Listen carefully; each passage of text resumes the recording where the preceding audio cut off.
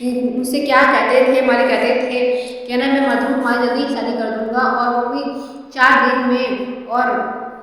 तुम्हारे लिए ऐसा लड़का ढूंढूंगा जो दुनिया में सबसे अच्छा होगा और तुम्हारा हमेशा बहुत ही ख्याल रखेगा। और वहाँ पे दिखाया जाता है उसकी मम्मी को, तब उसकी मम्मी बोलती है तुम्हारी शादी पे सबसे ज़्यादा मालिक ही रोएंगे, ये देख लेना तुम मधु। वहीं पर मालिक कहते हैं मेरी आंखों से आंसू तो निकलेंगे पर वो आंसू जुदाई के होंगे, पर उससे ज़्यादा खुशी के होंगे। वहीं पर फ्लैशबैक से वापस आ जाती है मधु, और मधु बोलती है पापा मैं तुम्हें बहुत ही याद कर रही हूँ इस टाइम। और उसकी आंखों में आंसू होते हैं और बोलती है जल्दी ठीक हो जाओ आप वो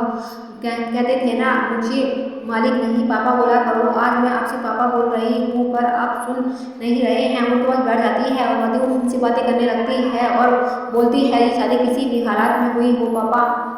वहीं पर मधु बताती है पापा ये शादी किसी भी हालत में हुई हो, मगर मैं अपनी ज़िंदगी की शुरुआत करने जा रही हूँ, तो आप मुझे अपना आशीर्वाद दीजिए ताकि मैं अपनी लाइफ में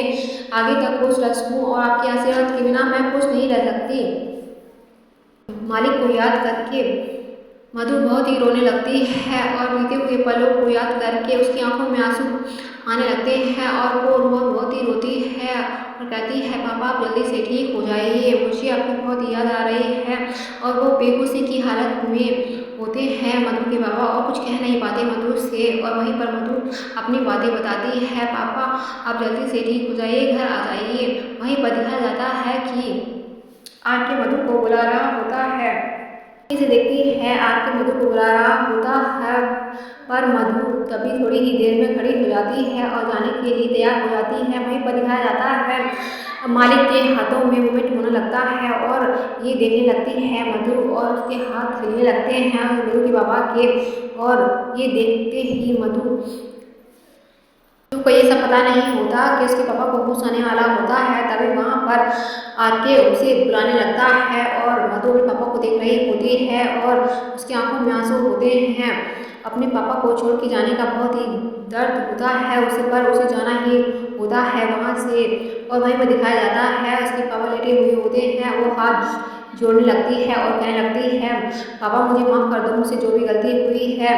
और ये मेरी गलती बहुत ही बड़ी है, शायद आप कभी माफ़ ना कर पाओ और कभी भूल ना पाओ, पर मैं चाहती हूँ कि आप मेरी गलती को माफ़ कर दो।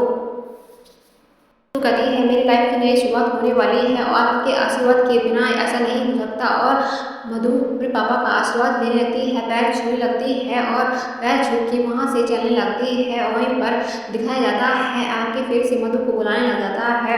और बोलता है बेबी और कितनी देर लगाओगी। और वहीं पर दिखाया जाता है मधु अपने पापा को देख रही होती है जाते टाइम, वहाँ पर आके आ जाता है और बोलता है बेबी जल्दी चलो बहुत ही देर हो चुकी है और अब तुम्हें घर भी जाना है। और मधु अपने पापा को देखने लग जाती है और वहीं पर देख रही होती है, मधु का जाने का बिल्कुल मन नहीं होता, पर आके बोलता है बेबी जल्दी चलो और मधु का हाथ पकड़ के वहाँ से ले जाता है। पर मधु अपने पापा को देख रही होती है और उसे वहाँ से मजबूरी में जाना पड़ता है। वहाँ पर मधु को आरके ले जाता है और उसकी मम्मी बाहर खड़ी होती है और आरके का रास्ता रोक लेती है और आरके से बोलती है तुम मेरी बेटी को नहीं ले जा सकते, तुमने जितने भी पैसे दिए हैं मेरे पति के इलाज में और मैं तुम्हें सूद समेत लौटा दूंगी, पर मैं अपनी बेटी को तुम्हारे साथ नहीं जाने दूंगी। और आरके ये देख के हैरान हो जाता है और बोलता है सासू माँ ये क्या कर रही हैं आप तो जानती हैं कि मधु की मेरे साथ शादी हुई है और उसे मेरे साथ ही जाना पड़ेगा और आप किसी भी कीमत पे उसे मेरे साथ जाने से नहीं रोक सकती हैं, ये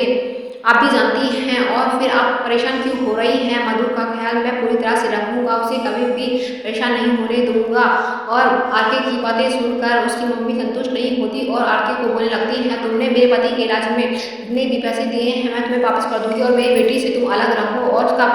साथ छोड़ दो, तुमने शादी की है ये कोई शादी नहीं होती, तुमने मजबूरी का फायदा उठा के मेरी बेटी से शादी की है, इस शादी को मैं नहीं मानती हूँ और ना ही मेरी बेटी मानेगी और तुम मेरी बेटी की लाइफ से चले जाओ। वहीं पर रोमा खड़ी हुई होती है और ये सब देख रही होती है और आरके को मधु की मम्मी कहती है तुमने मेरी बेटी की लाइफ तो बर्बाद कर ही दी है और मैं तुम्हें अपनी बेटी की लाइफ और बर्बाद करने नहीं दूंगी और अपनी बेटी को नहीं ले जाने दूंगी। यहीं पर दिखाया जाता है मधु की मम्मी आरके को बहुत सारी बातें सुना देती हैं। यहीं पर एपिसोड की समाप्ति हो जाती है। अगर एपिसोड अच्छा लगा हो, पसंद आया हो तो वीडियो को लाइक, चैनल सब्सक्राइब और नोटिफिकेशन ऑन करना बिल्कुल ना भूलें ताकि हमारा जो वीडियो अपलोड आया आपसे मिस ना हो। चलिए तो फिर मिलते हैं एक नए एपिसोड के साथ और नई अपडेट के साथ।